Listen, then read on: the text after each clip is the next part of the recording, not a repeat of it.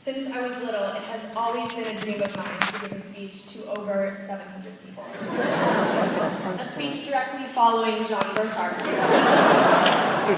While the reason we chose John is clear to me, I'm honestly a little confused about why I was chosen to speak here today. It was only in the last year or so when I realized something that many of you still may not know. The library is not the only room in our school. I know, I was blown away too. And I'm serious. Before school, library, cubby number 3.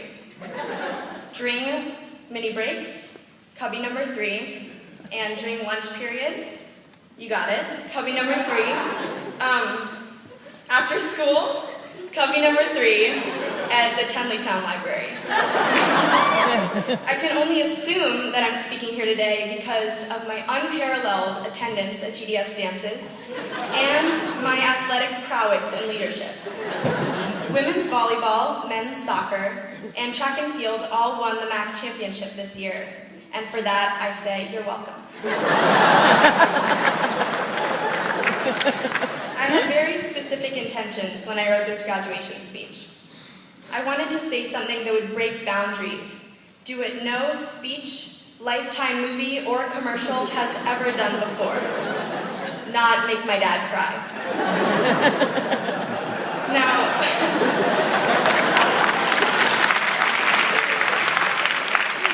Now, that sounds like it should be easy, but if you've ever seen him watch that Sarah McLachlan SPCA commercial, you know this is not going to be easy.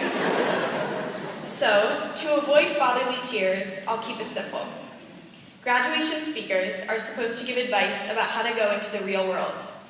Well, during my time of library hibernation, I've learned a couple of vital skills that I'm more than happy to share with all of you. For example, I think I've mastered the face that says, "This is a library, no talking," without actually having to say, "This is a library, no talking." Seniors, this face may come in handy for many of us later tonight when our parents reminisce for far too long about our awkward middle school years. Still, I'm in no position to give you all any real advice, but that doesn't matter because I don't think the class of 2012 needs it. All the real-world knowledge that a graduation speaker could give, we already have, stored up in our own little library. A library full of advice and life lessons, rather than Hamlet and Hunger Games. You may be wondering, how do I access said surplus of information? This database, if you will. Well, it's simple. We can remember what GDS has taught us in the same way that we gain access to information in our library. An off-campus password. In our case, the password may be a teacher's name or a favorite memory that brings to mind something that we've learned and experienced during our time at GDS. So step aside, Evelyn and Allison, our beloved librarians, while I take the class of 2012 on a tour of the stacks.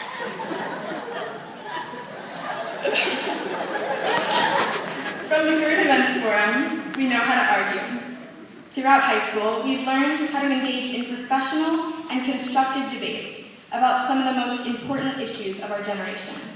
Vandalism and upkeep of a communal space, openness to other political perspectives, and those squirrels that kept eating the globe made out of seeds outside the forum during freshman year. We know how, and how not, to dance from our assemblies. Karen Epstein has been gracious enough to describe and demonstrate certain dance moves in so much detail that we don't even have to go to the dances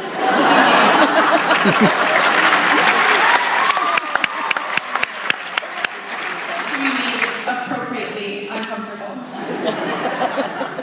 Now, finding the information we want is not always so easy. Sometimes our search results come up with too much information.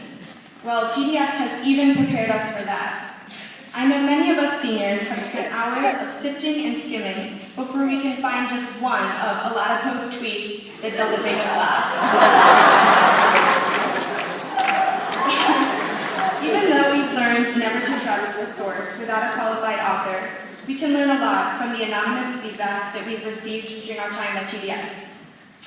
For example, One day, I was about to ride my bike home, and I found a note in my bike basket. My big red milk crate, which many of you have come to know as parking lot trash can. The note said, "Sweet ride," signed, winky smiley face. It seemed I had a poet on my hands, maybe even a secret admirer.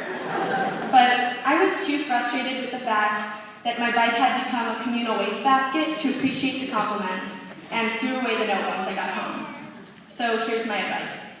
Disregard the trashy feedback that people give you, but keep the winky smiley faces. Also, if you have the choice between saddlebags and a big red milk crate for your bike, choose the saddlebags.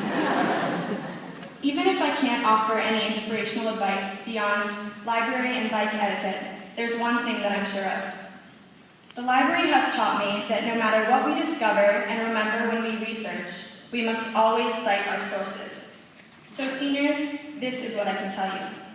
After you scold your parents for making you be in too many pictures with your weird cousins, tell them how much you appreciate and love them. Also, remember who's responsible for what we've learned at GDS, the teachers. Whether it's their dance moves during the flash mob, or the way that our teachers bring both humor and compassion into everything they do, we owe it all to them. I will never meet more caring, supportive, and brilliant people. So let's give our teachers another round of applause.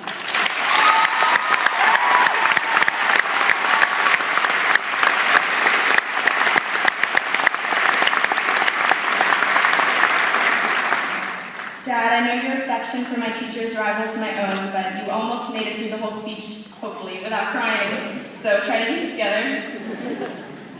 Because I had all of the information I could ever need, you may wonder why I decided to leave the library. Just like I eventually had to spend lunches on the patio or at Pete's Pizza instead of at cubby number 3, we have to leave the comfortable cubby corner that is GDS sooner or later. It's our time. Lucky for us, we will always have our own off-campus password to all that we've learned and all that we've shared. So GDS, class of 2012, I love you guys and congratulations.